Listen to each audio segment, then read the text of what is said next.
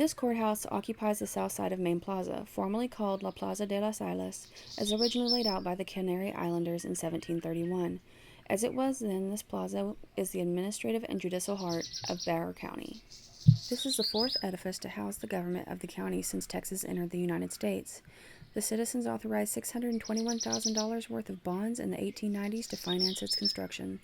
James Riely Gordon, the architect for many imposing public buildings, including at least one state capitol, submitted the award-winning Romanesque design for this courthouse. The builders were George Dugan, David Hughes, and Otto P. Kroger.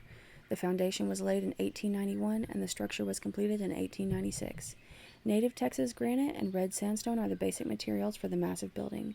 Towers roofed in green tile and red tile, handsome columns and arches, carvings, and many fine interior details gave the edifice great distinction.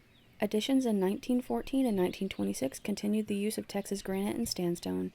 Expansions in 1963, 1970, and 1973 employed other materials, however, and also altered portions of the original design. Here's what the plaque doesn't tell you. In 1963 and 1972, Bexar County bolted a massive concrete box onto the west side of the courthouse.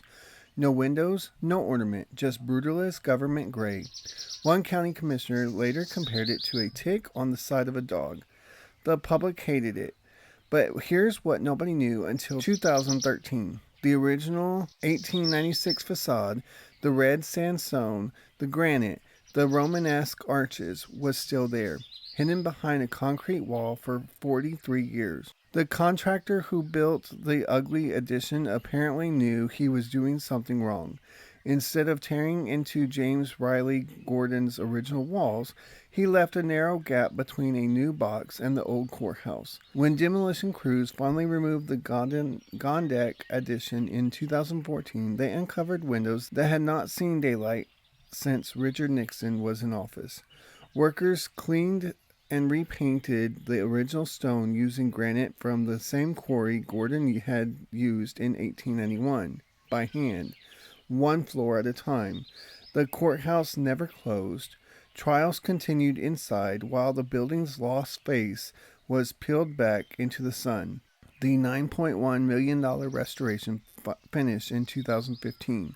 A building that spent half a century wearing concrete armor is now exactly the way James Riely Gordon intended. The largest and oldest continuously operating courthouse in Texas finally whole again. Another piece of forgotten Texas.